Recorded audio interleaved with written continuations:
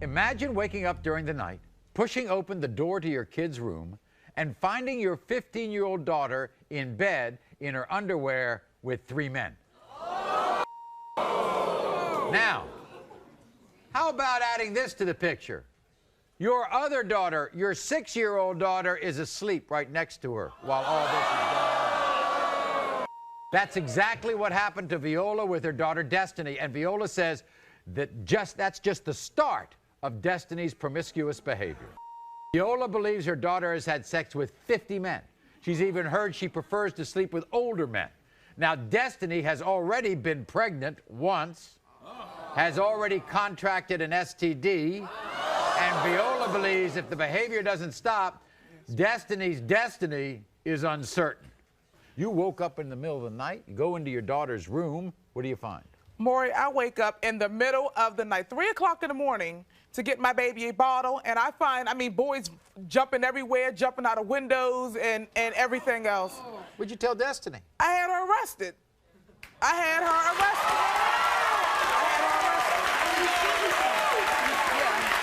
I'm not playing. Maury, I am to the point where I am fed up. Has she admitted to sleeping with men? She told me that she slept with one boy. That's only because she was pregnant. This message is in continuation of unlawful marriage or adultery. As I would reiterate to you,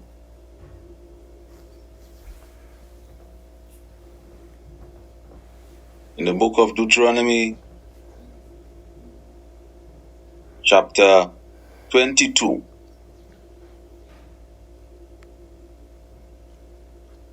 verse 22 to 25 indicates when a man has sex with a woman who has married another man, and usually the man who she is married to was the man that took her virginity. The man that she is married to was the first man that took her virginity.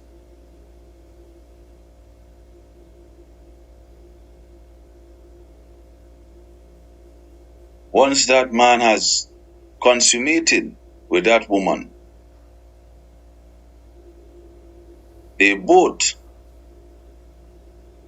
have committed adultery, and the judgment is death. Leviticus chapter 20 verse 10 explains the same as well. If that man decides to consummate with that woman, the woman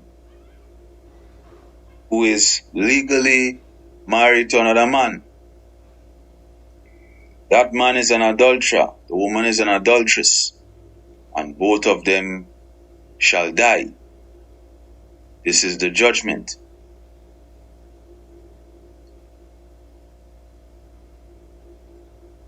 Now, this law is concerning adultery.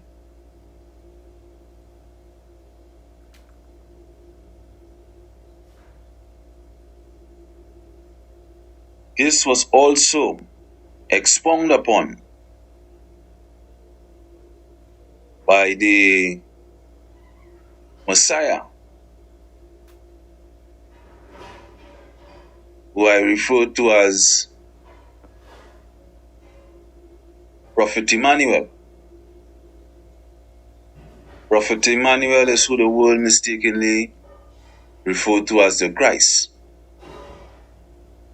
But I want to focus on what he said in Matthew chapter 5 verse 32. He told the Pharisees and scribes, the religious teachers, who did not keep the law but were teaching, he gave them this advice. He says, but I explain to you, if anyone separates from his wife that he's married to, except it be for sexual immorality, makes her be a victim of adultery. Anyone who marries or has sexual consummation with a separated woman commits adultery. So in other words, he's explaining to them that there is no reason to separate from your wife. I said the only reason to separate from your wife is if you find out she has had sexual consummation with another man who is not a husband.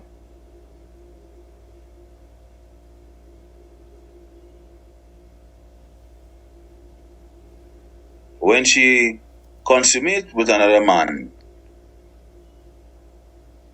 it is adultery. So the only reason to separate from your wife is if she commits adultery. The term here is used divorce, but we know that in the ancient time, there is no such concept as divorce.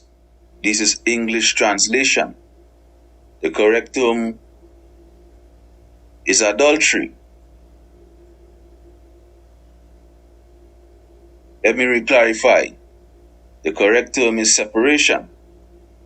Separation from your wife, for she has committed adultery. And if a man decides to marry a woman who is separated, he commits adultery. So the same law or principle also applies to the man. And these is the words of the Messiah. Romans 7, the writings of Paul also commend the same. In Romans 7, 1-3, Paul indicates,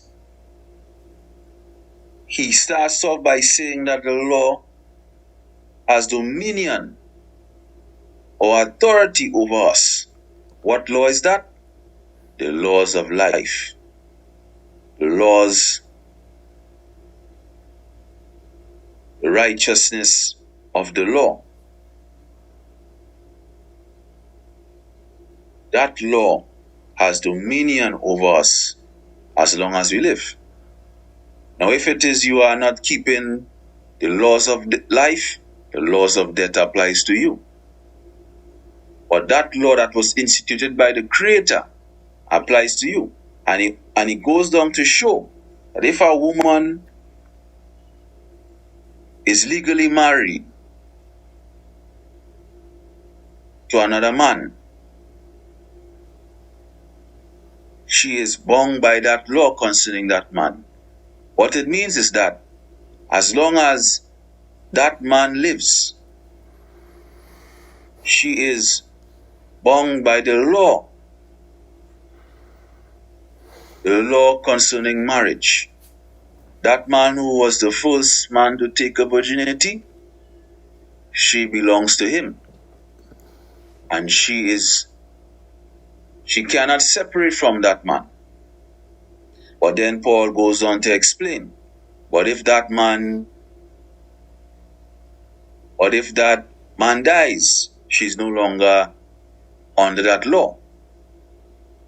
So she's free to marry whosoever she chooses to. But as long as that man is alive and she decides to marry another, she will be referred to as an adulteress because she have committed adultery with another man. These are the laws of unlawful marriage or adultery.